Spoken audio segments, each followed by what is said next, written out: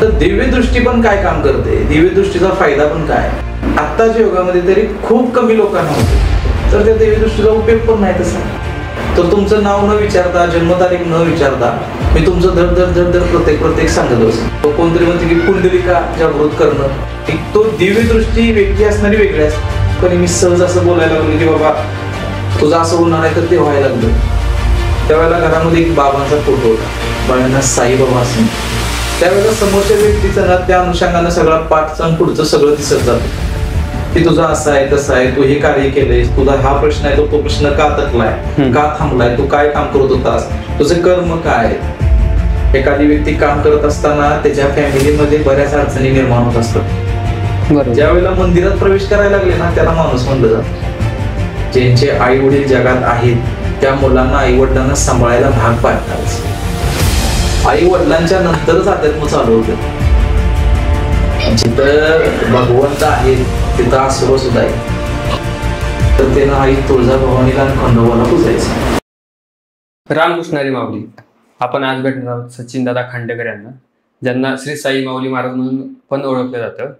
अशा व्यक्तिमत्वाला आज भेटणार आहोत. दादा तुमचं आमच्या ऋषिवंश या चॅनलमध्ये सहर्ष स्वागत आहे. नमस्ते, ओम साईराम.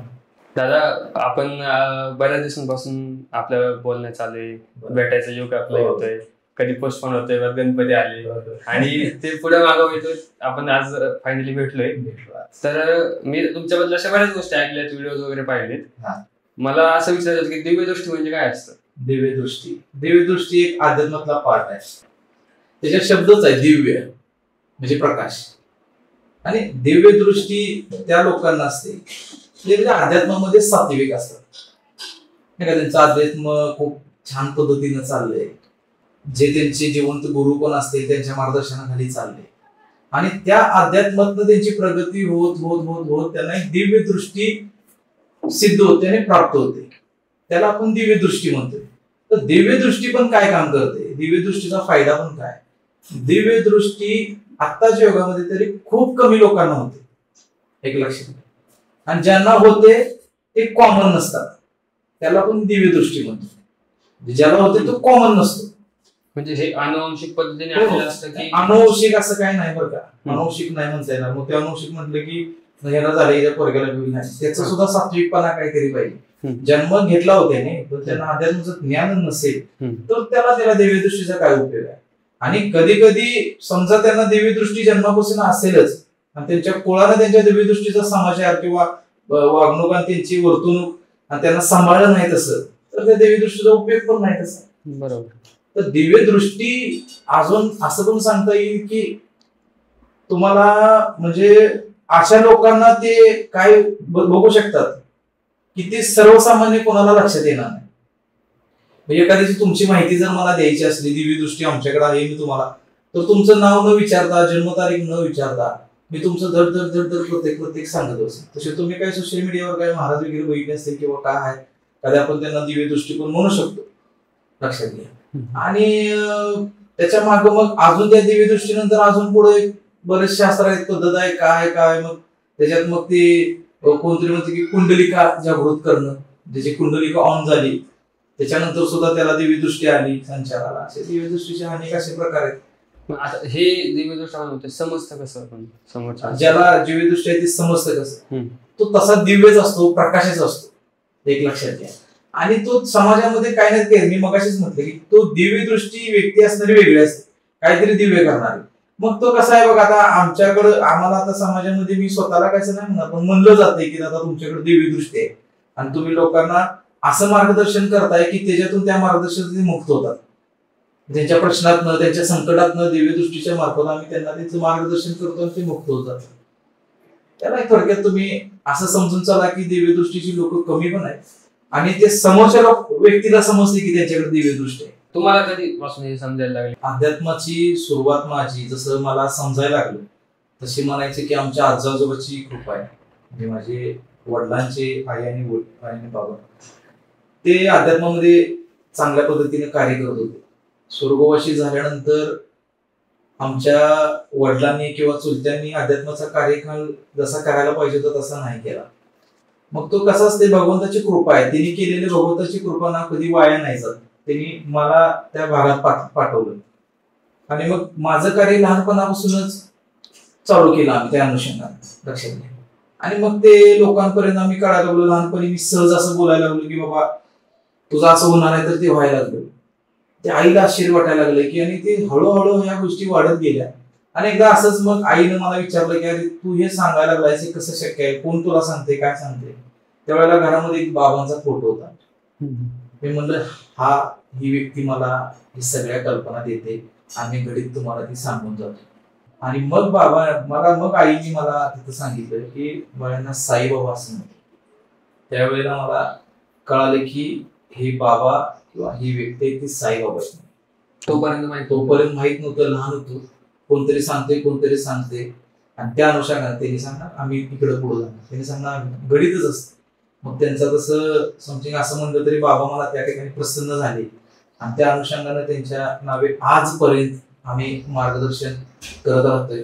निस्वार्थी मार्गदर्शन असते आपलं आणि बऱ्यापैकी लोकांना मार्गदर्शनातून त्यातनं मुक्त करणं आमचा पार्ट राहतो. समोरच्या व्यक्तीच्या मनातलं किंवा त्याच्या आयुष्यात काय प्रॉब्लेम आहेत वगैरे हे तुम्हाला कशाद्वारे समजतं? काय होतंय की आताच्या परिस्थितीमध्ये ज्या वेळेला आम्ही दरबारामध्ये बसतोय त्यावेळेला ना की तुम्हाला मगाशी म्हणते की कुंडलिका ऑन होते किंवा आम्ही आरत्या करतोय, साधना करत असतोय, त्यावेळेला संचार नावाची गोष्ट पण तुम्ही ऐकली असणार. थोडक्यात तसं संचाराचं एक वार येते. ज्या वेळेला आम्ही समोर बसतोय त्या वाऱ्यामध्ये त्यावेळेला समोरच्या व्यक्तीचं ना त्या अनुषंगानं सगळं पाठचं पुढचं सगळं दिसत जाते, एक लक्षात घ्या. आणि त्याला पटपट सांगितलं जाते त्या टप्प्यामध्ये की तुझं असं आहे तसं आहे, तू हे कार्य केलंयस, तुझा हा प्रश्न आहे, तो प्रश्न का तटलाय, का थांबलाय, तू काय काम करत होतास, तुझे कर्म काय, तू का माझ्यापर्यंत पोहोचलाय, माझ्यापर्यंत पोहोचण्यासाठी तुझ्या आई वडिलांनी काही कर्म केले होते का, अध्यात्म केलं होतं का, कार्य काय केलं असेल का. अशा पद्धतीनं सगळ्या गोष्टी निघल्या जातात. त्याला त्याच्या हिशोबानं त्याला मार्गदर्शन केलं जाते आणि त्या व्यक्तीला एक साधं सोपं अध्यात्म शिकून त्याच्या मार्गाला त्याला ढकललं जाते. आता लोक कसे काही जण कुंडली बघतात, काही जण हस्तयश बघतात, काही जण असं नकांमध्ये पण ते बघितलं बरेच प्रकार. आणि जसं म्हणजे मला जसं माहिती तसं असं तुमचं असं काही स्पेसिफिक काय? मी तुम्हाला सांगू का, मला खूप लोकांनी प्रश्न विचारला की दादा तुम्ही नेमकं असं कसं काय बरं का, ती चेहऱ्याचं ते रिडिंग केलंय ते नाही का, हे कोर्स आहेत की चेहरा बघून सांगतात. तर मी हसलो आणि म्हणलं मी खरं सांगू का, म्हणलं की मला डोळे बघायची सवय. मी समोरच्यांची डोळे बघतो, त्याच्या डोळ्यामध्ये बघितल्या मी 10 सेकंद लागतात. त्याच्यानंतर मग मी माझे डोळे बंद करतो आणि मग तिची पार्श्वभूमी सगळी माझ्या डोळ्यासमोर येते आणि मग मी त्यांना त्या अनुषंगानं काही प्रश्न विचारतो किंवा त्याचे मार्ग बघतो. हे माझी बघण्याची जी काही पद्धत आहे अध्यात्माची ती मी डोळ्यात बघतो आणि त्यांना समोर मार्गदर्शन करतो. तुम्हाला आता हे डोळे बघायचे असं सगळ्यात पहिला असा प्रसंग आठवतो? लहानपणी असताना डोळे बघतो वगैरे नाही. 2019ला परत मी गाडीवर बसतो बाबांच्या मार्गदर्शनाला. मध्यंतरी काळ हा खूप वेगळा थोडासा फॅमिलीच्या संघर्षामुळे इकडे तिकडे मी सोडून दिला होता अध्यात्माला. 2019ला परत आम्ही गाडीवर बसल्यानंतर मग ती ज्या वेळेला पहिली व्यक्ती बसली त्यावेळेला मी बघितल्या ना त्याच्या चेहऱ्याकडे डोळ्याकडे की मला पडदिशांचे चित्र दिसायला लागलं. मला कळालं की चला आता मला डोळ्यात बाबाने बघायचा आदेश दिला, लक्षात घ्या. आणि त्याच्यानंतर मग आम्ही त्याच्या मार्गदर्शन करायला लागलो आणि स्वतःला एक समाधान मानायला लागलो की आम्हाला बाबांनी डोळ्यात बघायचा आदेश दिलाय, तिथंच आम्हाला त्यांचं भवितव्य मागचं पुढचं सगळं दिसणार. आणि सुरुवात म्हणजे आता तुम्ही परत 2019ला बसले गादीवरती. त्याच्या आधी असा काय कालखंड याला ते केलंच नाही अध्यात्म? त्याला काय होतं, थोडस फॅमिलीतल्या काही पर्सनल अशा गोष्टी असतात. अध्यात्मामध्ये एखादी व्यक्ती काम करत असताना त्याच्या फॅमिलीमध्ये बऱ्याच अडचणी निर्माण होत असतात. हे अध्यात्म एवढं सोपं नाही आणि अडचणी निर्माण व्हायला लागल्या की तिथं अध्यात्म थांबलं जाते. आणि त्या अडचणी का निर्माण झाल्या म्हणून त्या व्यक्तीने म्हणजे मी स्वतःच मला अडचणी अशा का घरामध्ये परिस्थिती निर्माण झाली म्हणून मी पण देवावर नाराज झालो. बरं त्याचं वय त्यावेळेचं वय थोडंसं कमी असल्यामुळे मला भगवंताकडे मी असं लहान असल्यासारखं नाही देवा माझं असं नाही झालं, मी नाही तुम्हाला आता बोलणार, मी नाही असं बघणार म्हणून तो वेळ गेला. आणि नंतर परिस्थितीमध्ये थोडासा बदल झाला म्हणजे बिझनेस मध्ये लॉस झाला. ऍक्च्युली यातनं बाहेर पडलेलो सगळ्यात. एका मोठ्या बिझनेस मध्ये लॉस झाल्यानंतर मग बाबांना विचारणार की देवा मी कधीच काय चुकीचं वर्तणूक आणि काम केलं नाही आणि का लॉस झालो. त्यावेळेला मग भगवंतानं परत आठवण करून दिली की तुम्ही जे कार्य तुम्हाला करायला पाठवले त्या कार्यामधनं तुम्ही वंचित झाल्यामुळे तुम्हाला या चक्रव्यूहामध्ये फसवले गेले आणि त्याची आठवण करण्यासाठी तुम्हाला परत बसायचा आदेश आम्ही द्यायला. तुम्हाला खरं सांगतो, ऑन कॅमेरा बोलतोय आपण, 2019 पासून आम्ही ज्या वेळेला गादीवर बसलो खरेच खूप छान प्रश्न मार्गी लागले. हा, मध्यंतरी काळामध्ये आई वडील, आता करंटली भावाचं निधन झालं, स्वर्गवासी झाले, पण याच्यामध्ये थोडा जन्ममृत्यू वाटळ आहे. आम्ही त्याच्यामध्ये डीपली काही नाही गेलो. म्हणतोय चला ठीक आहे, जाणार येणार तर सगळेच आहे, पण खूप संप्रदाय छान मिळाला, काही सेवक चांगल्या पद्धतीचे मिळाले, काही ज्येष्ठ नागरिक मिळाले, काही मुलींना ह्या असल्या प्रकरणात किरकोळ काढण्यात यश मिळालं. त्या सेविका म्हणून पण आमच्या दरबारमध्ये आल्या, काही ज्येष्ठ आल्या आणि त्यांना एवढी मोठी माझ्या संप्रदायाची फॅमिली झाली ना, तर ते एक मनाला समाधान वाटते की जे 19 पासून कार्य चालू केलं होतं त्या कार्याची वाटचाल अगदी व्यवस्थित सुरू आहे. प्रत्येक संप्रदायाची गुरु शिष्य परंपरा असते. बरोबर. तुमचे काही गुरु कोण होते? माझे बरेच लोकांनी मला हा प्रश्न विचारला, आमचे मित्र गुरुनी वगैरे, की दादा अध्यात्मामध्ये तुमचे जिवंत गुरु कोण आहेत का? तर माझ्या अजून तरी कोण जिवंत गुरु लाभलेले नाहीत मला. आज खूप प्रश्न विचारतात की जिवंत गुरु असल्या नसला तर तुम्ही मार्ग कसा दाखवताय, तुम्हाला कोण सांगताय? अजून तरी माझे पहिले गुरु दत्त महाराज आणि त्याच्या आधारे मग साईनाथ असतील, स्वामी असतील, बळवंत, जे काय अवतार असतील त्यांच्या आधारे हे सगळे त्यांच्या नावे आपण मार्गदर्शन करतोय. आणि त्यातून जर एखादा चेहरा त्यातनं पण आवडीचा कुठला असेल तर तुम्ही बाबांना मानतोय. त्याच्यामध्ये बाबांना मानण्याचं पण एक कारण आहे की जातवेदना एक प्रश्न निर्माण होत नाही. बरोबर. एक लक्षात घ्या. त्यामुळे त्याच्यामध्ये एक तो आनंद आहे. आणि असं नाही मी कुठल्या देवाला नाव ठेवतोय, पण बाबा खरंच एक मनापासून ती व्हायब्रेशन आहे. लहानपणाच मी तुम्हाला किस्सा सांगितला की बाबांकडेच बोट केलं, तिकडे केलं, पण संप्रदाय दत्त महाराजांचा. आता तुम्ही सांगितलं तुमचे शिष्य वगैरे आता किंवा तुमचे सेवक जे आहेत ते, मी आता जसं काल आलोय, काल आल्यापासून हे सगळे एक जनरेशन आहे. कनेक्ट होण्याचं कारण काय, किंवा सगळे एक जनरेशन? ज्या वेळेला 2019 ला बाबांनी आम्हाला सांगितलं की चला तुम्ही त्या मार्गी लागा, किंवा मेसेज दिला मनामध्ये की चला कामाला लागा, मग मी पण विचारलं की बाबा आता नेमकं मला काय टार्गेट आहे का, मला काय, मी काम करू का, समाजामध्ये काय मार्गदर्शन करू, पर्सनल माझे काय अनुभव आहेत, मी काय. तिथं मात्र बाबांनी मला एक संदेश छान दिला की म्हणले, पहिली गोष्ट, यंग जनरेशन बर्बाद होत चालले, वाया होत चालले, आई वडिलांना ती सांभाळत नाहीये. सगळ्यात मोठा आता सध्या मोठा प्रश्न पडलाय. आणि माझं तुम्हाला सांगणं आहे, मी कुठल्या महाराजांना वगैरे चॅलेंज करत नाही. खरं महाराजांनीच मला, बऱ्याच महाराजांनी सांगितले की जे यंग जनरेशन तुम्ही जवळ घेतले आणि त्यांच्यामध्ये परिवर्तन केले, हे काम कोणाचं पण नाही. आज ते आई वडिलांचं ऐकत नाही, तो माझ्यासारख्याच काय ऐकणार आहे, होय म्हणणार आणि पुढची वाट करणार नाही. तुम्ही कालपासून आमच्या इकडे संप्रदायामध्ये जॉईन झालाय, तुम्ही खरंच बघा वय किती आहेत मुलांची, 21, 19, 20, 23, या वयाची मुलं आहेत 25, 27, 28. ह्या वयामध्ये दारू, व्यसन, मुलींचा नाद इकडं तिकडं, हे असल्या नादामध्ये अध्यात्म कधी करणार आहेत? बर, आमची सगळी मुलं काम करतात बघा, सगळी काम करतात, अध्यात्माला वेळ देतात, काम करतात, अध्यात्माला वेळ देतात, घर, काम, अध्यात्म, ह्याच्या पलीकड ते कुठलंही कार्य करत नाही. ह्याच्या आधी ते कार्य दुसऱ्याच असायचे. जसं त्यांना मी सापडलो, मी त्यांच्या दृष्टीत पडलो, सहवासामध्ये आल्यानंतर त्यांना सगळ्या गोष्टी मग ते आम्ही सांगत गेलो, शिकवत गेलो, ऐकवत गेलो, समजवत गेलो, आणि मग त्यांच्यामध्ये परिवर्तन झाले. आणि ते परिवर्तन आज तुमच्या लक्षात यायला लागले की हे जनरेशन तुमच्या जास्त जवळ आहे.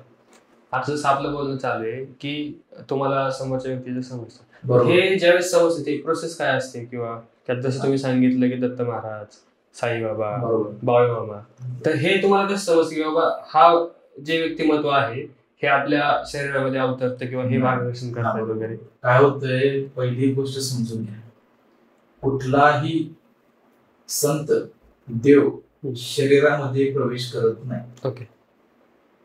बाकीच्या कोणाच्या करत असतील तर ते त्यांच्यापाशी, पण मी आज माझं जे काय अध्यात्म मी जे ऐकलंय, समजून घेतलंय, साधनेत नाही, इकडून तिकडून, बाबांच्या सहवासात इकडे तिकडे, मला जेवढे व्हायब्रेशन आले त्याच्यातनं मला आज तरी कळाले की कोणाच्या मध्ये देव प्रवेश, मानव व्यक्ती देव प्रवेश करत नाही. मग ते काय असते, मग मी कसं सांगतोय, काय असतंय बघा, की ज्या वेळेला मी बाबांच्या आधी वाहून गेलो, गुरुवारी दरबार आहे, आरती चालू असतात, पाठ चालू असतात, भजन चालू असतात, आधी वाहून जात जात जात ते गुंगे येते आणि त्याला ते कुंडलिकाला टच करते. कुंडलिका ज्या वेळेला व्यक्तीची ऑन होते त्याच्यातनं जे व्हायब्रेशन आपल्याला यायला लागले की मग त्या भगवंताचा काही अंशेष भाग आपल्यामध्ये प्रवेश करतो. अंशेष भाग भगवंत कधी प्रवेश करतो आणि मग ते सांगितलं जाते समोरच्या व्यक्तीचं. एक लक्षात घ्या. पण सरळ माझ्या अंगात बाबा घुसल्यात आणि मी पटापटा सांगावे असं काही अंधश्रद्धा पसरवण्याचं काम आम्ही पण नाही करत. मला वाटतं कोणी पसरवू पण नाही, कारण देव कोणाच्या शरीरामध्ये प्रवेश करत नाही. माझ्या अध्यात्मानुसार मला तर एवढं 100% माहिती. तुम्ही आतापर्यंत अशा कोणकोणते असे क्षेत्रातील वेगवेगळे लोक आहेत किंवा समजा बरेच काही गोष्टी असतात की क्षेत्र IT क्षेत्र आलं, पोलीस डिपार्टमेंट आलं किंवा असं बऱ्याच गोष्टी असतात नाही का, अशा कोणकोणत्या क्षेत्रातील लोकांना तुम्ही नाही बघा कसं होतंय की खूप छान प्रश्न विचारला. काय होतंय की अध्यात्मामध्ये ना तो DYSP आहे, कोण कलेक्टर ऑफिस मधली व्यक्ती आहे, तहसील मधली व्यक्ती आहे, कोण पोलीस आहे, कोण वकील आहे, कोण जज आहे. हा पार्ट आहे ना हा मंदिराच्या बाहेरचं पद आहे त्यांचं. ज्या वेळेला मंदिरात प्रवेश करायला लागले ना त्याला माणूस म्हणलं जातं. बरोबर. मी सरळ साध्या वाक्यामध्ये तुम्हाला मी आजपर्यंत अशा बऱ्याच मोठ्या मोठ्या पदवीधरांना आम्ही मार्गदर्शन केले, पण ती व्यक्ती म्हणून केले आणि त्याचा पर्सनल काय प्रॉब्लेम आहे म्हणून त्यांना मार्गदर्शन केले, ना की तो पोलीस आहे, तो वकील आहे, मोठ्या पदावर आहे तर त्याला तसा रिस्पेक्ट दिली, इतरांना एखाद्या गरीबाला त्याची रिस्पेक्ट दिली असं नाही बरं का. सगळ्यांना सारखी रिस्पेक्ट दिली जाते, सगळ्यांना त्याच अनुषंगाने मार्गदर्शन केलं जाते, सगळ्यांना एकाच वेळेला वारा काळामध्येच मार्गदर्शन केले, ना की हा मोठ्या पदावर आहे त्याच्यासाठी मी वेगळी वेगळी दिली आणि असं काही नाही बरं का. त्यामुळं बऱ्याच अध्यात्मामध्ये बऱ्याच लोकांना मी त्या अनुषंगाने मार्गदर्शन केले आणि त्यांचे बरेच प्रश्न सोडवायचा आपण बाबांच्या कृपेने प्रयत्न करत असतो. आता हे जे तुमच्याकडे जी शक्ती आहे आपण म्हणतो ह्या शक्तीचा वापर करून किंवा ह्या असे काही तुमचे फ्युचर प्लॅन्स आहेत का की आपण ह्याच्यातून ह्या गोष्टी आपण समाजासाठी करूयात किंवा असं काही? माझं एकच सगळ्यात मोठं टार्गेट आणि ध्येय आहे बघा की मी प्रत्येकाला ज्यांचे आई वडील जगात आहेत त्या मुलांना आई वडिलांना सांभाळायला भाग पाडणारच. जेवढ्यांच्या मी संपर्कात जाईन, जेवढ्यापर्यंत बाबा मला पाठवतील आणि तिथं आई वडिलांसंदर्भात जर कुठल्या मुलाची तक्रार आली तर तिथं मुलगा आमच्यासाठी दोषी असणार आणि आई वडीलच आमच्यासाठी देव असते. पहिला देव कुठला आहे? आई वडील. आई वडिलांच्या नंतरच अध्यात्म चालू होते. जर तुम्ही त्यांना त्रास द्यायला लागला तर मग लाईफ मध्ये सक्सेसच नाही ना. आज मला इथं मध्येच एक उदाहरण सांगतो तुम्हाला. मध्ये एक मुलगा आला आणि मला दादा खूप टेन्शन आहे, 3 महिने झालं जॉब मिळत नाही, खूप हुडकायला लागलोय, पळापळी करतोय दादा आणि खूप त्रस्त आहे, असं वाटायला लागले की आता व्यसनाच्या आहारी जावं. तसे मित्र पण म्हणायला लागले मोकळा असतोय तर चल, मग ते मित्र असतात ते वाद लागायला लागले तर ते मग त्याच्या आई वडील आई स्वामी कट्टर स्वामींच्या भक्त विचारली. मग स्वामींच्या साधनेतनं कदाचित स्वामीने त्याला आमच्याकडे पाठवून दिलं असेल. मग तो आला आणि त्याला आम्ही सांगितलं की आईची कृपा आहे तुझ्यावर, आई तुझी स्वामी बघ आणि तूच तरच तू माझ्यापर्यंत पोहोचलायस, वेळेत आलायस, काळजी करू नको. वडिलांशी तुझा वाद झाला होता आणि वडिलांना तू अपशब्द वापरलेले त्यांच्या कामावरून म्हणजे काय, त्याचे वडील रिक्षा ड्रायव्हर आहे आणि हा एका बँकमध्ये एक चांगल्या पोस्टवर काम होत होता आणि वडिलांना म्हणत होता तुम्ही रिक्षा चालवायचं बंद करा. आणि त्या रिक्षावरच तो मोठा झाला होता आणि आज बँकेतनं तू बाहेर पडताना तुझा वडील रिक्षा चालवताना त्याला चांगलं वाटत नव्हतं तर त्यानं त्या संदर्भात बोलवलेलं तर भगवंताने त्याला अशी वेळ आणून दिली त्याचं कामच काढून टाकलं. आणि मग त्या कामावर म्हणजेच काय त्या रिक्षाच्या पैशावर जो खात होता आणि मग आमच्यासारखा कुठंतरी भेटायची वाट बघत होता तो आणि मग परत आठवण करून दिली की जे लहानाचं मोठं त्या रिक्षाच्या भाड्यावर झाला होता 3 महिने पण ते रिक्षावरच काढले. पहिला तिथं नाकास स्वामीच्या नको पाया पडू म्हणलं. तो पण स्वामी भक्तच होता. स्वामींकडे म्हणलं नंतर जा, पहिला आई वडिलांच्या स्वामी पाया पडू म्हणलं आणि त्याला विधीच दिली. मी अशी विधी दिली की त्याला म्हणलं तू जगात आहेस तोपर्यंत सकाळी उठल्या उठल्या आई वडिलांच्या पायावर नाही म्हणलं पहिला पाया पड, तुला काम लागते. तुम्हाला खरं सांगतो त्यानं आई वडिलांच्या फक्त 8 दिवस पाया पडलेला. ऍक्सिस बँकेमध्ये त्याला मॅनेजरची पोस्ट मिळाली आमच्या कोल्हापूरमध्ये. 9व्या दिवशी त्याने अप्लाय केला, 11व्या दिवशी त्याला तिथं काम मिळालं. आणि विधी काय दिली त्याला, तुला आई वडिलांच्या पायात, आणि कधी आई वडिलांना दुखवू नकोस. ध्येय काय आमचं, आई वडिलांना तुम्हाला सांभाळायला आम्ही भाग पाडणारच. त्याच्यामध्ये आई वडील, दारू हा एक सगळ्यात मोठा प्रश्न आहे की दारू प्यायला पण तुम्ही नका पिऊ, दुसरं रूप तयार होते दारू पिल्याने. परत लग्न झाले तर परस्त्रीकडे पण बघू नका म्हणून पण आम्हाला जगाला सांगायचं. टार्गेट तेच आहे की बाबा तुम्ही आई वडिलांना सांभाळा. थोडक्यात काय आहे, परिवार व्यवस्थित जर राहिला तर तो जगावर राज्य करू शकतो. म्हणजे तुम्ही म्हणता ना की तुम्ही आई वडिलांना सांभाळा, मी तुम्हाला सांभाळतो, आमचं वाक्य आहे ते. आज वाक्य ते बाबांच्या, साईंच्या, स्वामींच्या, मामांच्या, माझ्या विठू माऊलीच्या अशा सगळ्यांच्या आशीर्वादाने ते वाक्य तयार झाले. त्यांचा आशीर्वाद आहे की तुम्ही आई वडील सांभाळा, मी तुम्हाला सांभाळतो. मी तुम्हाला सांभाळतो, मी नाही, मी म्हंटलंय, मी हे सगळं ब्रह्मांडातली गुरु आहे की तू फक्त आई वडिलांना बघ, आम्ही तुझ्याकडे बघतो. लक्षात आलं काय, हे आई वडिलांना बघायला लागला म्हणजे मूळ भगवंताकडे बघायला लागला. बरोबर. राहिलेली इष्टदेवतीची सेवा करतील ना, कुळदेवतेच्याकडे बघतील ना. बरोबर. साहजिक कशात तत्ते होती, कुठं जायचीच गरज नाही त्याला, तर त्याला आई वडिलांना व्यवस्थित सांभाळते. म्हणून त्या वाक्याचा आम्ही प्रचार करतोय. विविध ठिकाणी, विविध गाड्यांवरती वगैरे आमच्या भक्त आता 100% ते मोठं वाक्य टाकायला लागले की तुम्ही आई वडील सांभाळा, मी तुम्हाला सांभाळतो. त्या वाक्याचा सुद्धा आमच्या भविष्यात खूप वेगाने प्रचार आता पण चाललाय, चालत पण राहील. आता मी बरेच ठिकाणी तुमच्या ह्याच्यावरती बघितले की तुम्ही असं म्हणता की मी पुस्तक वाचत नाही, माणसं वाचत. तेच खरंच आहे. काय माहितीये का की लाईफ मध्ये ना माणसाचे अनुभव लय मोलाचे. अनुभव पुस्तकात येत नाहीत बरं का, आले तर ते शैक्षणिक पात्रतेचे आणि कोणाचे तरी ते विचार झाले. पण मी ना काय करतोय, समोरच्या माणसाला तो वाचतोय. म्हणजे थोडक्यात तो काय आहे, त्याच्याकडनं मी काय शिकलो, आज त्याच्या संग आम्ही 1-2 दिवस घालवले, तर 2 दिवसामध्ये त्याच्यासोबत आम्ही काय शिकलो, त्याचा अध्यात्म काय होतं, त्याचे वाईट विचार काय होते, त्याचे चांगले विचार काय होते, त्याचं वागणं काय. एखाद्या संत, आमच्यापेक्षा मोठे संत आम्हाला भेटले, संतांची त्या रिस्पेक्ट काय होती, आदर कसा होता, ते कसे चालतात, कसे काय करतात, त्याला म्हणजे माणसं वाचणं हा एक पाठ आहे. असाच मी ते समजून घेतोय. तिने एखादा अनुभव सांगितला तर त्यांच्या पुस्तकातनं वाचण्यापेक्षा ते समोर बसून जर त्यांनी मला त्याची कल्पना दिली ना तर ते जास्त डोक्यात बसते. म्हणून मी जगाला काय सांगतोय की मी पुस्तक नाही, मी माणसं वाचतोय. आणि माणसं वाचणंच तुमच्या पण फायद्याचं राहतंय, आमच्या शब्दातून नाही.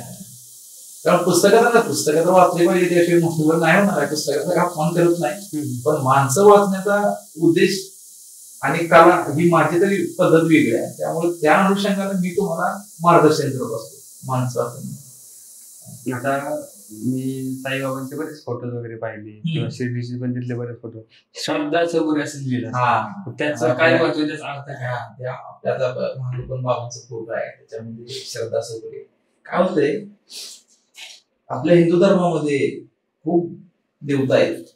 त्याच्यामध्ये काय होतंय, प्रत्येकाने काय ना काहीतरी उद्देश घेतले, प्रत्येकाने काय ना काहीतरी चांगला संदेश दिलेला आहे. तसं ना साईबाबांनी जगाला श्रद्धा आणि सबुरी हा संदेश दिला. ऍक्च्युली एक मेसेज आहे. श्रद्धा आहे म्हणजे तुमचा विश्वास आहे, सबुरी म्हणजे तुम्ही संयम पाळला. बऱ्याचदा काय होतंय की मी साईंचं 21 दिवसाचं व्रत केलं ज्या अनुषंगानं, पण ते माझं झालंच नाही, ते नाराज झाले. अरे बाबा 21 दिवस फक्त दिला त्या विषयात, थोडे दिवस अजून जे त्याचं फळ मिळेल, तर त्यांना 25व्या 23व्या दिवशीच फळ पाहिजे. म्हणजेच काय सबुरी, म्हणजे सब्र नाही आहे त्यांना, पुढा कंट्रोल नाही आहे त्यांच्याकडे.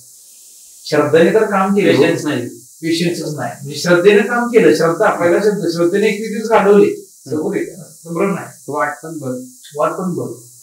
बरं एखादी साधना तुम्ही 21 दिवसाची बाबांकडे गेली ना, कदाचित ह्या जन्मी नसेल, मागच्या जन्मी तुमचं गेलं असेल, ते कर्मात पिटलेलं असेल. बरोबर आहे ना, जन्म घेतलाय तर मागचं कर्म पण घेऊन आलोय, आताचे पण कर्म चालू आहेत. मग कुठली विधी ह्या कर्माला लागली, कुठली विधी मागच्या कर्माला लागली, समाधान माना 21 दिवसाच्या फळाला, त्या व्रताला. तर ते त्या अनुषंगाने श्रद्धा सबुरीचा उल्लेख आहे. बाबा श्रद्धा, तुम्ही श्रद्धा ठेवा, विश्वासानं काम करा, सबुरी त्या विश्वासानं काम केलेल्या फळाला तुम्ही थोडस त्या अनुषंगाने वेळ द्या. तुम्हाला ज्यावेळेस ह्या गोष्टी समजायला लागल्या, म्हणजे की तुम्हाला समोरच्या व्यक्तीच्या डोळ्यात बघून दिसतंय वगैरे, असे काही गोष्टी होत असतात, तुम्हाला काही त्रास वगैरे होत असतात का? हो, अध्यात्मामध्ये मीच नाही, असे बरेच काही असे अध्यात्मातले काही लोक बसलेत की ज्या वेळेला समोरच्याचं काढायचं असते त्यावेळेला त्यांच्या अंगावर घेतलं जाते आमच्या, आणि परत त्याच्यामध्ये त्याला डिएक्टिव्हेट केलं जातं. एनर्जी त्याला म्हणते आपण, समोरची एनर्जी काढणं आणि परत ती आम्ही आमच्या काही साधनेना ह्याच्यातून ती काढून जाणं, त्याच्यामध्ये त्रास होते 100%. एक लक्षात घ्या. आणि कधी कधी मग फॅमिलीमध्ये एवढा त्रास व्हायला लागलाय, पायाला सूज आली, कधी बॉडी वीक पडली, काय केली, काही जण कल्याणामध्ये बसायचं किंवा काय शरीर तुमचं नुकसान करायला लागलं, तर तिथं मात्र 100% त्या अनुषंगानं त्रास होत असतो. पण आम्ही त्याच्यात काही माघार घेत नाही, कारण शेवट हे काम कोणाला पण लावलेलं नाही. जसा आपला दिव्य दृष्टीचा विषय झाला, हे काम कोणासाठी पण नाही, कुणी करू पण नाही बरं का. त्या संदर्भात तुम्हाला अजून एक गोष्ट सांगतो मी, की सध्याच्या परिस्थितीमध्ये खूप यंग जनरेशन अध्यात्मामध्ये घुसले. आता तुम्ही म्हणा अध्यात्मामध्ये घुसले म्हणजे काय, तर मार्गदर्शन. मी हा महाराज आहे, मी आता मला ही शक्ती प्राप्त झाल्या, मी ह्या देवीचं कार्य करतो, ही शक्ती प्राप्त झाल्या, मला हा गुरु आहे, ह्या गुरुकडून मी दीक्षा घेतलेली आहे, आता मी मार्गदर्शन करायला बसलोय. ऍक्च्युली हा अजून पुढे ते वाढतच जाणार आहे. पण हा ऍक्च्युली कधी कधी मला काय कोणाचा संबंध व्हायच नाही, पण हा बाजार करून ठेवलाय अध्यात्म म्हणजे. आणि लोकांना ते आकर्षित करायचं, त्यांच्याकडनं पैसे उकळायचे आणि स्वतःच घर चालवायचं. म्हणजे आता अशा प्रकारे सगळं ते. आता तुम्ही म्हटलं की बाजार करून ठेवला आपल्या हिंदू समाजाला, थोडे आता की गुरु कसा निवडावा. जर एवढे लोक अध्यात्मामध्ये येत आहेत, यंग जनरेशन पण येते, आणि मी जसं आता सोशल मीडिया बघतोय वगैरे, तर असे काही मुलं आहेत किंवा काही अशा मुली पण आहेत जे लोकांना संदेश देतात, पण ते कितपत खरं आहे खोटं आहे काय नाही. बघा कसं आहे, त्यांच्या गुरुनं त्यांना काय मार्गदर्शन केलंय, त्यांच्या गुरुनं त्यांना काय शिकवलंय मला पण नाही माहिती, पण त्यांचं ते वय नाही आहे मार्गदर्शन करायचं. आणि शेवट मी अध्यात्मामध्ये मला जेवढं माहित आहे ना, 2 प्रकारचे गुरु असतात. एक तुम्हाला सांगतो, पहिले असतात म्हणजे अध्यात्मामध्ये मार्गदर्शन करणारे ते विद्याधारी, म्हणजे एखाद्या गुरुकडून आपण शिकलोय आणि मग त्यांना समोरच्यांना मार्गदर्शन करायला हवं. त्यांच्या लाईफ मध्ये मोठ्या अडचणी येऊ शकतात बरं का. कारण गुरुला ते गुरुसोबत प्रामाणिक राहिले तर गुरु त्याला व्यवस्थित कुठल्या अडचणीत नाही इकडे तिकडे त्याच्या अंगावर काय आलं तर गुरु काढायला मदत करत. गुरुशी ते व्यवस्थित निगडीत नाही राहिले, गुरुशी संवाद त्यांचा व्यवस्थित नाही राहिला, भविष्यात पैसे घेऊन देवानामध्ये काय वाद झाला. आणि कधी कधी शिष्याला असं वाटतं की गुरुपेक्षाही माझ्याकडे मोठी ताकद आहे. बरोबर. आणि ते यंग जनरेशन त्या अनुषंगाने बसून गुरुसोबत वाद करून स्वतःच घर सांभाळायला जातात. आणि आज वेड्यासारखे मार्केटमध्ये फिरायला लागले. कितीतरी यंग जनरेशन अध्यात्मामध्ये विद्या घेतलेली वेडेसारखी माणसं आमच्या दरबारामध्ये येतात. दादा मी ही विद्या घेतलेली, मला आता समजत नाही, किंवा त्याचा भाऊ सांगत येतोय असा वेड्यासारखं करायला, पूर्वी इकडे गेलता तिकडे गेलता, त्याच्या माळा पडल्या, त्याचं काय काय पडलंय, तो करत होता आधी डिस्टर्ब झालाय, त्याच्या मित्र त्याच्या गुरुशींचा वाद झाला, काय झाले दादा कसं बाहेर काढायचं. जे ते उठले देव व्हायलाच चालले, जे ते उठले खरंच मी देवच आहे. बाबांनो देव होता येत नाही, देव देवच असतो. देव माणसात आहे, मी आधी पण देव माणसात आहे, माणसाच्या सोबत संपर्कात राहावं, माणसांसोबत चांगलं होतं का ह्या प्रकरणात नाही. पण अध्यात्मामध्ये तुम्ही भक्ती करा.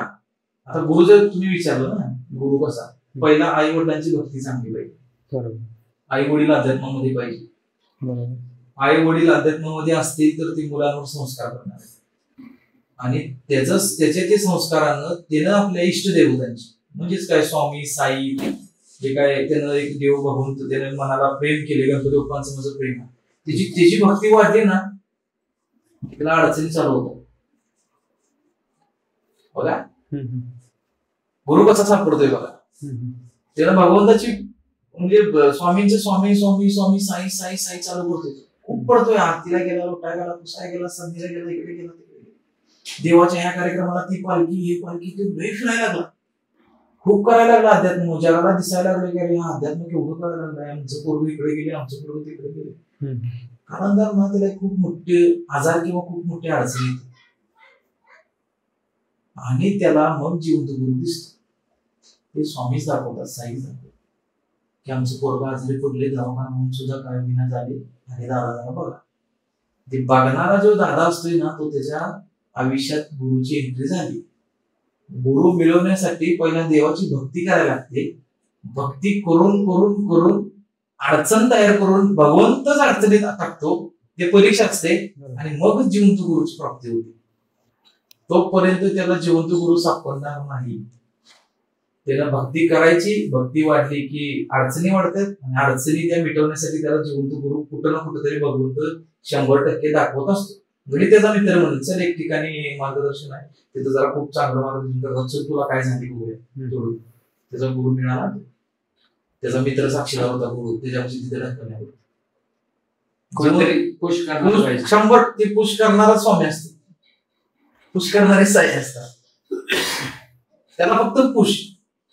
आणि त्याच्यामध्ये मग परीक्षा असते की अडचणीत त्याच्यामध्ये मनामध्ये येते की मी एवढं स्वामींचं कार्य केलं, मी एवढं साईंचं कार्य केलं, तरी मग मला एवढ्या अडचणी का, मी काय चुकलो देवा, ते विचारण्यासाठी त्याला जिवंत गुरु सापडला. आणि ज्या वेळेला त्याला जिवंत गुरु सापडला त्यावेळी तो म्हणतो की मी खूप स्वामींची सेवा केली, मला ह्या परिस्थितीत किंवा ह्या आघाडी मी आजारी पडलो किंवा माझ्यावर गेलो. मग तो समोरचा सांगतोय की खरं स्वामींचं रूप काय, आणि आता तुला स्वामींनी पदरात घेतले, आता तुझी कार्यशाळा चालू आहे, आता तुझा अध्यात्म वाढवाया, तुझ्या आता वाढत्या अध्यात्माला साक्षीदार तुझा जिवंत गुरु असणार आहे. तो आता पळत राहा, स्वामी तर तुझ्या पाठीशी आहे, पण बोलणारा जिवंत गुरु सुद्धा तुझ्या आता पाठीशी आहे. तो आता बाळ घालू नको, तुझा अध्यात्म वाढव. त्याला म्हणतात जिवंत गुरु प्राप्त. जिवंत गुरु आपण देवधारी. हा, आता हे झाले विद्याधारीचा पाठ. तर देवधारी एक पाठ असा आहे की जन्मापासूनच त्यांना दिव्यदृष्ट्या सिद्ध झालेले, त्यांना कोणी शिकवलेलंच नाही. त्यांचा कोण जिवंत गुरु नाही, काय नाही, जन्मापासूनच ते बोलायला लागलं, ते व्हायला लागलं, बोलायला लागलं. जन्मापासून अध्यात्माची उन्नती आणि प्राप्ती होणं त्याला देवधारी म्हणतात. शिकवलेलं नाही, शिकत जातो तो. भगवंत त्या देवताऱ्यांना खेचलं जाते, त्यांना ओढलं जातं, ये हे शिक, ये बघ, ही दुनिया बघ, ती दुनिया बघ. आणि मग तो समाजाला शिकवायला चालू करतोय. ना की जिवंत गुरु बिगर असतात, जिवंत गुरु नसताना सुद्धा समाजाला शिकवतोय. त्याला आपण विद्याधारी तुमचं देवधारी म्हणतोय. तुम्हाला हे जे देवधारीपणा जो तुम्हाला मिळाला, हो, तुम्ही लोकांना सांगायला लागले की बाबा त्यांचे प्रॉब्लेम, असं बोलता बोलता तुम्ही एखादी गोष्ट बोलला ते व्हायला लागली, त्यावेळेस लोकांनी तुम्हाला अपोज केलं असेल ना की त्या गोष्टीबद्दल की बाबा हे असं नसेल किंवा काय, असे काही प्रसंग आहेत का? बघा, जिथं भगवंत आहे तिथं सर्व सुद्धा आहे. 100% समाजामध्ये चांगल्या कार्याला विरोध केला जातो. एक लक्षात, आम्ही आमचं कार्य करत असताना निस्वार्थी काम करतो. आमच्या दरबारामध्ये एकही रुपया कोणाकडून घेतला जात नाही मार्गदर्शनाचा. सोमवारी गुरुवारी दरबार असतो, तुम्ही या, वेळेत या, तुमचे प्रश्न मांडा. वेळ दिली जाते की तुम्हाला 15 मिनिटच दिली जाते, त्याच्यामध्ये तुमचे प्रश्न मांडा आणि तुमचे उत्तर घेऊन जावा. सांगितल्याच्या हिशोबाने, सांगितले त्या अनुषंगाने तुम्ही तुमचं कार्य करत जावं, तुम्हाला फरक झाले ना की कुठल्या पक्षाची किंवा कुठल्या जनावरांची बळी देणं हा ते प्रकार आपल्या संप्रदायामध्ये होत नाही. म्हणजे आम्ही कोणाला बळी देऊ पण देत नाही, एक लक्षात घ्या. आणि राहिली गोष्ट तुमच्या प्रश्नाची की ती लोकांचा विरोध, तर ते चांगल्या कार्याला 100% लोक विरोध करणार आहे. तसा आम्हाला देखील विरोध होत आहे आणि होत पण चाललाय. आणि मी भगवंताला प्रार्थना करतोय, जोपर्यंत विरोधक वाढणार नाहीत तोपर्यंत आम्ही पण नाही वाढणार. बरोबर. आणि विरोधकांच्या मनामध्ये बघा, आम्ही समोर आता एखादा विरोधक तयार झालाय, आम्हाला जाणवते बरं का यार हे विरोध करतोय, मग आमच्या दिव्य दृष्टीच्या काही शक्त्यांचा वापर करून त्याला आम्ही अजिबात त्रास देत नाही. भगवंताला ते शिकवलेलं नाही की ह्याला अडचणीत आणूया, ह्याला असं करू तसं, अजिबात नाही. त्याच्यावर आम्ही एक वेळ अशा आणून ठेवतोय, भगवंताला सांगतोय की तो भगवंताच्या आमच्या चरणी येऊ, बाबांचे स्वामींच्या चरणी येऊ. आणि मी काय तुमच्याबद्दल वक्तव्य केलं, मला त्याच्याबद्दल खंत आहे आणि मी आता तुमच्यासोबत काम करणार. चला आपण मिळून काम करूया. विरोधकांच्या मनामध्ये घर करण्याचं काम सुद्धा आम्ही त्या अनुषंगाने करण्याचा प्रयत्न करतो. आणि जरी विरोधक मित्र झाला तर आम्ही वाढत पण जाणार आहे, चालत राहायचं. ते जसं आपण पुढे लोक तुम्हाला सर्वसामान्य लोकांना पण आहेत आणि आमच्या अध्यात्मामध्ये पण बरीच आहेत की आता आमच्या इथे आहेत. आता नाही का म्हणतोय बघा की गल्ली नगज, कॉलनी नगज आज देवऋषी झाली. काही जण पैसे घ्यायला लागले मार्गदर्शनाशी, तर काही जण आमच्यासारखे घेत नाहीत. तर ते घेत नाहीत तर तिथे त्रास व्हायला लागला त्यांना. मला पण येतात, आहो ते दादा काहीतरी पैसे घ्या, आमच्याकडे आमचं दुकान बंद करून टाकशील. खरंच नाही ते तसं म्हणायला लागले, बरेच लोक म्हणायला लागले. तर बाबांना म्हणलं, बघ मला माझ्या अनुषंगाने ज्या भगवंताने मला जे काही संदेश दिले ते देण्यासाठी इथं बसलोय आणि मी माझा वेळ मर्यादित देतोय आणि त्याच्यानंतर आम्ही आमच्या कामाच्या दृष्टिकोनाप्रमाणे चालू ठेवत असतो. असं कोणत्या देवांची साधना करावी व ती कशी करावी?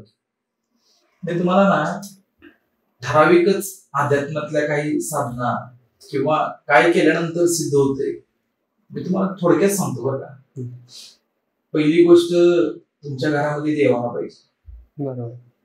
त्याच्यानंतर तुमची कुलदेवी, ग्रामदैवत, इष्टदैवत म्हणजे साई स्वामी हे कंपल्सरी आहे, हे तुमच्याकडे पाहिजेच.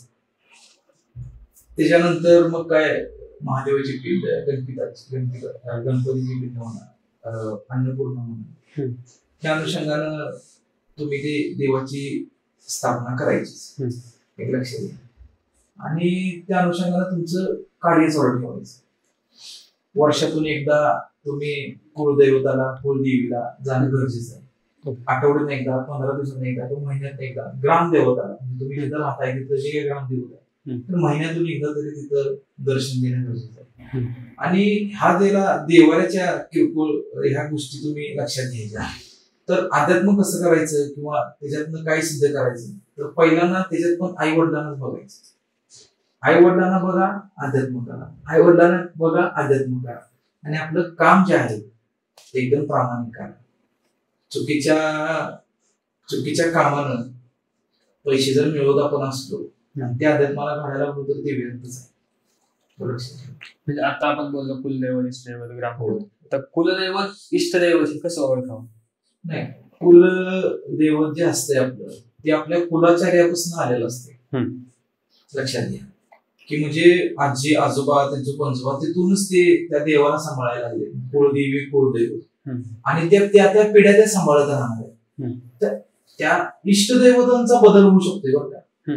माझे आई वडील ज्या गुरुला मानायचे तेच गुरु मी मानेन हे मी आताच्या जनरेशनमध्ये बघत नाही. आता मी साई भक्त आहे, उद्या आमचं पूर्व स्वामी भक्त झालं तर मी त्याला विरोध नाही करणार. स्वामीचा मी पण भक्तच आहे, पण मी साईवर जास्त प्रेम करतोय, स्वामींवर पण करतोय, पण तो जास्त स्वामी करायला आवड झाली तो बदलू शकतो. आणि समजा आई वडिलांच्या कृपेनच त्याला पण तोच इष्टदेव जर ठेवला तर तो 100% आणि सक्सेस त्याला मिळेल. आणि इष्टदेव म्हणजेच तुमचा देवगुरु, त्याला आपण इष्टदेव म्हणतो, देवगुरु त्याला इष्टदेव म्हणतो. यांच्यातील फरक काय कुलदैवत आणि इष्टदैवत? काय होतंय की एक लक्षात घ्या, तुम्ही कुलदेव आपले कधी कधी खूप लांब नाव असतात, ह्या गावाला आहे त्या गावाला. इष्टदैवत आपल्या जवळ असतात. माझं स्वामींचं मंदिर इथं जवळच आहे, साईंचं मंदिर इथं जवळच आहे. कुलदेवतांना आपण जे मागत असतो तसं आपण इष्टदेवतांना सुद्धा मागत असतो. बरोबर. एक लक्षात घ्या, जर ठेस लागली ना मोठी तर आपण साई स्वामीच म्हणतो. तिथं त्या आई तुळजाभवानी खंडोबाचं नाव कमी घेतलं जातं. कुलदैवत आहे महाराष्ट्र राज्यात, त्यांचं कमी नाव. स्वामी लागलं, साई साई म्हणून इष्टदैवत एकदम जवळ पण असतात आणि त्यांच्यात कुलदैवताच्यात फरक असतो. आता मला त्याच्यात एक गोष्ट सांगतो की इष्टदैवत काय काम. कधी कधी बघा कुलदैवत ना त्या कुलाचारावर म्हणजे त्या कुटुंबावर नाराज असतात, त्यांच्याकडनं त्याची साधना झालेली नसते जशी म्हणावी तशी. त्या कुटुंबाची कुलदैवताची त्यावेळेला इष्टदैवत तुम्हाला देवापासून वाचू शकते बरं का. जिवंत गुरुचं पण त्याच्यातलं मोठं काम आहे. म्हणजे कसं आहे तुम्हाला सांगतो की कधी कधी बघा कोणाकोणाला कुलदैवतच माहित नसतं. जे माझे कुलदैवतच मला माहित नाही ते पण तुम्हाला सांगतो. कुलदैवत कसे ओळखायचे बघा, तुमचं सरनेम काय म्हणजे आडनाव काय आणि तुमचे आजा आजोबा पंजोबा ते कुठल्या गावातून येतात,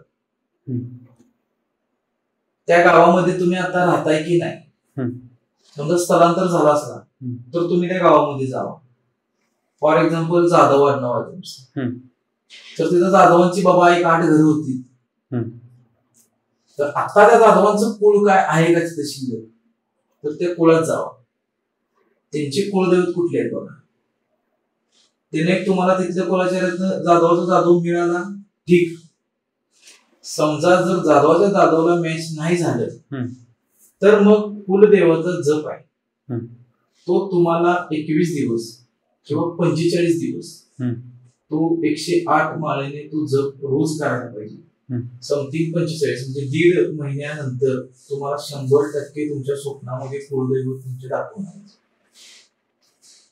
100% दाखवणार. आजपर्यंतचा सगळ्यात मोठा अनुभव. त्यानंतर सुद्धा जर एखाद्याला कुलदैवत सापडत नसतील तर त्यानं आई तुळजाभवानीला आणि खंडोबाला पूजायचं. महाराष्ट्राचा त्यानं आई तुळजाभवानीला आणि खंडोबाला पूजायचं. हेच माझं कुलदैव आहे, हेच माझे कुलदैवत आहे आणि इथनं पुढे माझा कुलचार्य ह्यांचंच भक्ती करतील त्या अनुषंगाने कार्य चालू करायचे. जर सापडलेच नाही तर एक लक्षात. इष्टदेवाचं तर तुम्हाला सांगितलं की ते जिथं तुम्ही जे देव तुम्हाला आवडते तुमचा इष्टदेव प्रिय असतील ते आणि ह्यांच्या साधनेतून जिवंत गुरु सापडते. जसं मी तुम्हाला मागाशी सांगितलं. आणि जिवंत गुरु जर एकदा सापडला मग विषयाचं सार्थक झालं. प्रत्येक ठिकाणी मार्गदर्शन करतो 100%. मला एक सांगा, आता बाबांची मूर्ती आहे समोर जाऊन बाबा जेवला एक उत्तर. जिवंत गुरुला विचारा दादा जेवलात तुम्ही? हो मी जेवलो.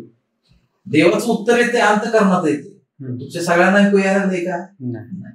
मग ते जिवंत गुरुचा तो एक खूप मोठा आधार आहे. तुमच्या आयुष्यामध्ये जिवंत गुरु असणं खूप गरजेचं आहे. खूप म्हणजे खूपच गरजेचं आहे. आता जिवंत गुरु असणं खूप गरजेचं आहे असं म्हटलं आपण. पण आजकाल आता यंग जनरेशन कोणालाही गुरु मानायला लागेल. म्हणजे नाही का की एक छोटा मुलगा असो किंवा कोणी असो म्हणजे कोणी उठसूट बाबा म्हणायला किंवा मग आता मी एखाद्याला गुरु मानलं नाही का. मग आता गुरु मानल्यानंतर असंही असं ना की त्यांना वर्षानुवर्ष एखादी गोष्टी वाढीस द्यावी लागते. म्हणजे मी ह्या गोष्टी तर असा गुरु आपण मानावा का? तो मानण्याची पद्धत आहे का? पुणे आपले पुणे जिल्हे तुम्ही आला पुण्यातून. आपल्या पुण्यात बरंच चाललंय बरं काय.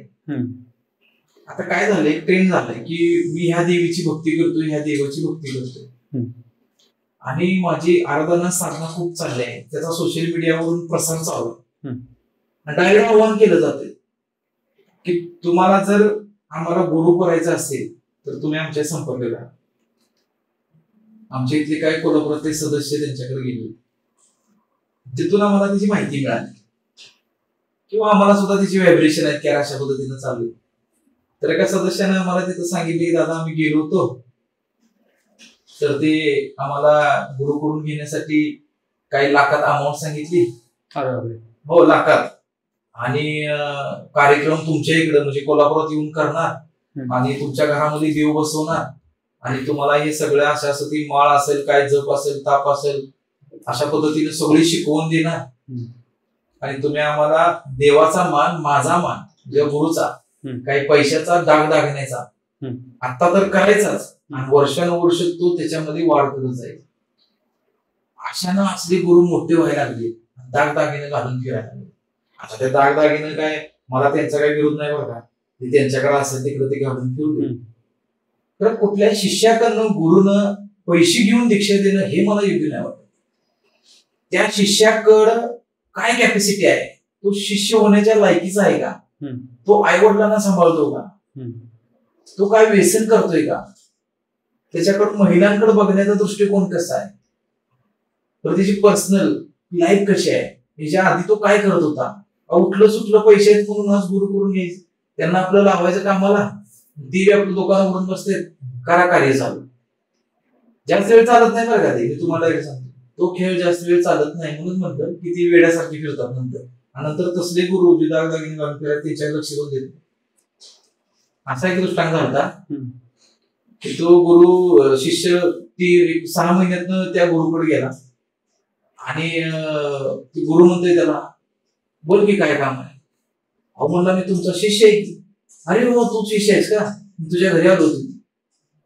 हे गुरु आणि शिष्याचं नातं का? हे व्हायब्रेशन काय? म्हणजे हा माझा मान आहे. माझं एक वैशिष्ट्य सांगतो तुम्हाला. आमच्या कुठल्या पण सदस्याला माझ्या भागात तुम्ही विचारा. मी एका एरियामध्ये थांबलोय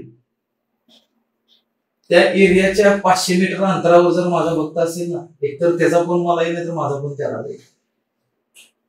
कोणाला पण व्हेरीफाय करा माझ्या मागे.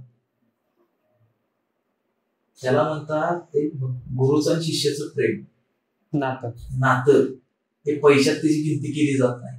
त्याला म्हणतात त्याला प्रेम, त्याला म्हणतात त्याला व्हायब्रेशन. असं जर चाललंय की नाही का, पैसे द्या, हे करा, ते करा, मग गुरु नक्की निवडायचं कसं? नाही, गुरु मी काय म्हणतो तुम्हाला, पहिली गोष्ट आई वडिलांची भक्ती पाहिजे. आणि जो गुरु हुडकायला लागलाय ना, त्याला अध्यात्म जर चांगलं केलं तर त्याला अडचणी येतील. त्या अडचणीत तो गुरुकडे जाईल. मगाशीच मी सांगितलं, अवघी डायरेक्ट जातो तो पैसे घेऊन मला तयार करा म्हणून. याचं काय अध्यात्म का बाराखडी तंबाखू गुटखा खाऊन थुकून तिथे जाते मला गुरु करा म्हणून. तसला गुरु कशाला तसलं ते शिष्य होते, एक लक्षात घ्या. त्यामुळे हे वाया जाते. आणि खरा माणूस आहे ना, त्यानं माझं सरळ एक सांगणं आहे, त्यांना जर जिवंत गुरु पाहिजे असेल तर त्याने त्याचं कुळदैवत, कुलदेवी, इष्टदैवत, ग्रामदैवत आणि सोबत आई वडील. आई वडील स्वर्गवासी असतील तर त्यांच्या फोटोचा नमस्कार करणे, दुसऱ्यांच्या आई वडिलांचा सांभाळ करणे, बघणे, म्हणजे अनरिस्पेक्टपणे नाही, रिस्पेक्टने वागायचं. ह्यांचा सांभाळ केल्यानंतर त्याला 100% चांगला जिवंत गुरु मिळणार. म्हणजे वेळाने मिळत तर मिळणार. चिले महाराजांच्या परम शिष्य माई त्यांची भेट झाली. त्याचं एक रहस्य काय, म्हणजे मला हे कळाल्यानंतर तुमच्या शिष्याकडून हे समजलं. सद्गुरु चिले महाराज हे अवलिक महाराज. महाराजांची कीर्ती खूप मोठी आहे. दत्ता अवतारी चिले महाराज, त्यांच्यासोबत एक 15 वर्षाचा कालखंड घालवणाऱ्या आमच्या कोल्हापुरात त्यांना आम्ही आईसाहेब आणि माई या नावानं मधल्याच 5-6 एक 8-10 दिवसापूर्वी माईंचा आणि आमचा संपर्क झाला. माईंना आम्ही भेटायला गेलो आणि अशीच चर्चा सुरू असतात माई एक स्पष्ट दिशेने एकदम अग्रेसिव्ह झाल्या. जसं काय चिले महाराज त्यांच्यामध्ये प्रवेश केला, त्यांनी एकदम कडाड्या आवाजामध्ये आम्हाला त्यांनी सांगितलं, तुझी ही आजची भेट आहे ती मला महाराजांनी 1983 ला सांगितलं. मी शॉक झालो एकदम. माझ्या अंगावर खटावा आलं. माझा जन्म 1991 चा. माईला सांगितले महाराजांनी 1983 ला तुला कशी व्यक्ती भेटेल. त्यांनी बोलवलं तुम्हाला कसं समजलं? त्यांचे एक जवळचे त्यांचे शेजारी आहेत ते आपल्याकडे आले होते. त्यांना योग म्हणतोय, योग कसा घडला मार्गदर्शनाला होते. आणि त्यांनी मला सांगितलं की माई तुम्हाला दादा भेटणार आहे. मी मला माईंचा मला जरा फोटो दाखवा. माईंना चेक केल्यानंतर म्हणलं माई माझ्याकडे पहिल्या येण्यापेक्षा मी माईंकडे जाणं मला खूप आवडलं. 75 वर्ष आज माईंचं चालू आहे. आमचं गुणवले वर्ष 2 केलं तरी त्यांच्या वर्षापर्यंत आम्ही पोचणार नाही. तर त्या आपल्याला भेटण्यापेक्षा आपण त्यांना भेटणं गरजेचं आहे. त्या बिचारीनं माईना मला 2-2.5-3 तास खूप छान चिले महाराजांच्या कथा सांगितल्या.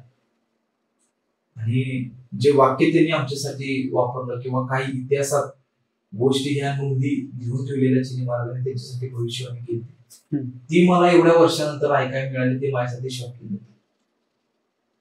आणि माईंना आम्ही खूप त्या दिवशीपासून माझं खूप माईंवर प्रेम वाढलं. माईंना मी भगवंताला म्हणायला आवडेल की चिले महाराजांना सुद्धा मी नमस्कार केला की माईंची भेट घालून दिली महाराज. तुम्ही सांगितलं खूप वेळ झाला. मी माईला म्हणतो वेळ झाला काय म्हणजे वेळ काळ माणसाची वेळ आल्यानंतरच तो माणूस पण भेटतो, काळ आल्यानंतरच तो माणूस जातो. त्यामुळे ती सुवर्ण क्षण माईंचा परवा दिवशी आमचा मध्यंतरी काळामध्ये झाला आणि आता आमचा संपर्क माईंची कंटिन्यू चालू. कौटुंबिक जे भांडणं वगैरे चालतात, म्हणजे थोडक्यात नवरा बायकोची भांडणं चालतात, मुलांची घरात प्रत्येक ठिकाणी ती भांडणं आहेतच. म्हणजे घरोघरी मातीची चुली म्हणतो आपण, तसंच आहे ते. त्याबद्दल काय सांग? चूल आहे तिथं वाद आहे. बरोबर, वादाला काय पर्याय नाही. पण आता जर असं आम्हाला प्रश्न जास्त पडायला लागलेत किंवा विचारणा येते किंवा आमच्या दृष्टीच यायला लागले ना, तर ते काय होतंय की नवरा बायकोंचे वाद वाढायला लागले आणि त्याच्या माग सगळ्यात मोठं आणि न फिटणारं पाप म्हणजे पुरुष बायको असताना परस्त्रीकडे चालला आणि स्त्रीला नवरा असताना परपुरुषाकडे चालला. बरोबर. हा सगळ्यात मोठा दोष संसारामध्ये, जीवनामध्ये आणि कर्मामध्ये ती दोघं करायला स्त्री आणि पुरुष. त्याच्यामध्ये ते थांबले पाहिजे. नाहीतर मी दवाखान्यामध्ये जेवढे पेशंट बघायला जातोय त्याच्यामध्ये ज्या स्त्रिया बघतोय आणि त्यांची हाल अहवाल बघतोय त्याच्या माग हिने लफडीच केलेली असते. मला ते दिसतच. बोलत नाही मी, ती फेडायला लागली बिचारी. असे आजार होतात जी नवऱ्याला फसवणाऱ्या स्त्रीला त्या आजारातून ती बाहेर पडत नाही.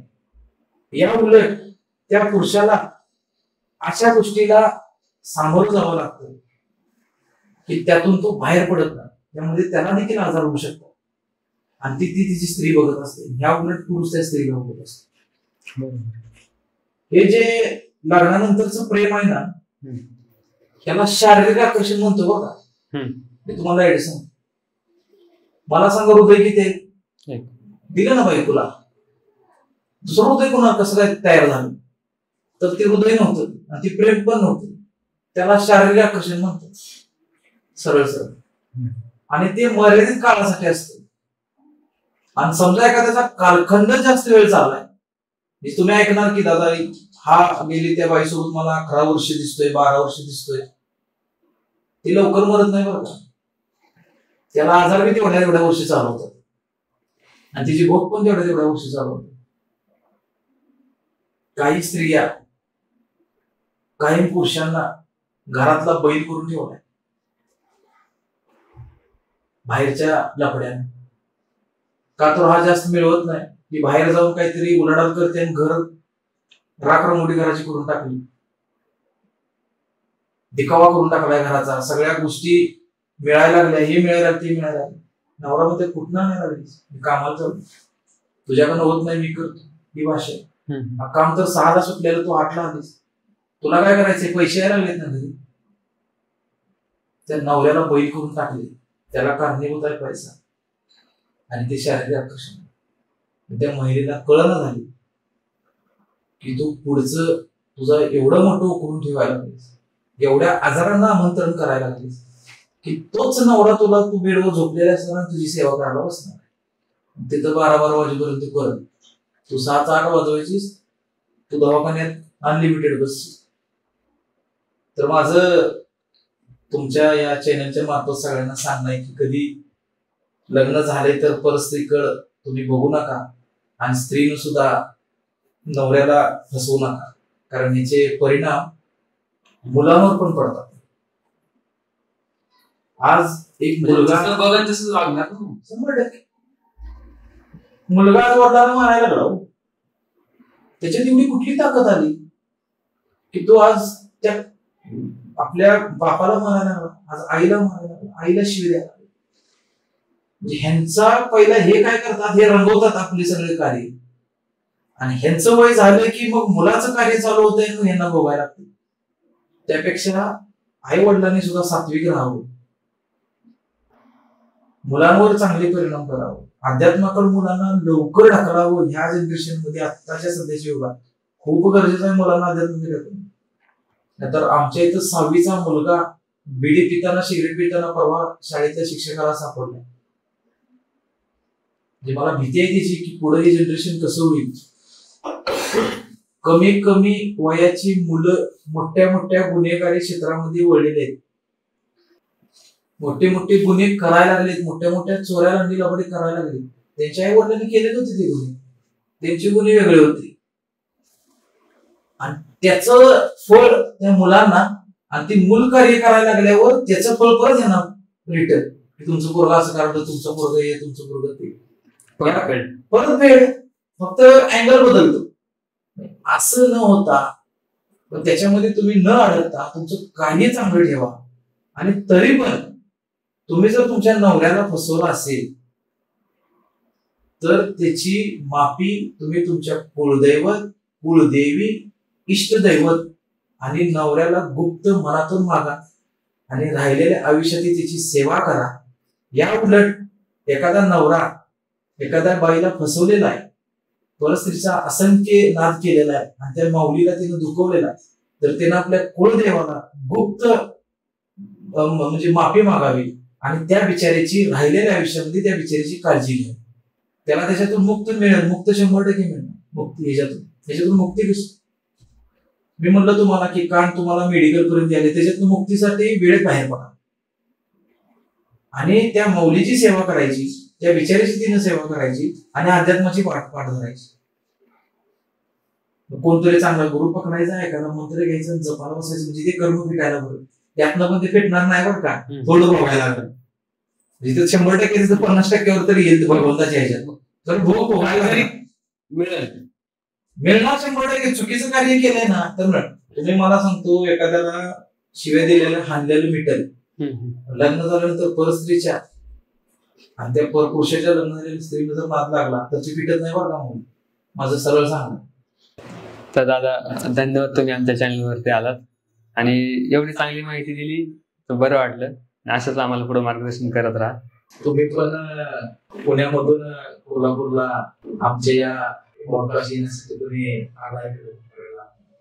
तुमच्या चॅनलचं पण मी आभार मानतो आणि तुमचं चॅनल जे आहे ऋषी वंश या नावाचं, ते मी बाबांकडे प्रार्थना करतो की हे चॅनल खूप मोठं व्हावं आणि अशीच तुम्ही बऱ्याच संतांची जे खरंच अध्यात्मामध्ये कुठेतरी करून बसते त्यांना असंच तुम्ही हुडकून त्यांच्याकडनं समाजाच्या योग्य सगळ्या गोष्टी तुम्ही तुमच्या चॅनलच्या मार्फत तुम्ही बाहेर काढा, जगापर्यंत तुम्ही पोहोचवा. त्यासाठी मी तुम्हाला शुभेच्छा देतो. धन्यवाद.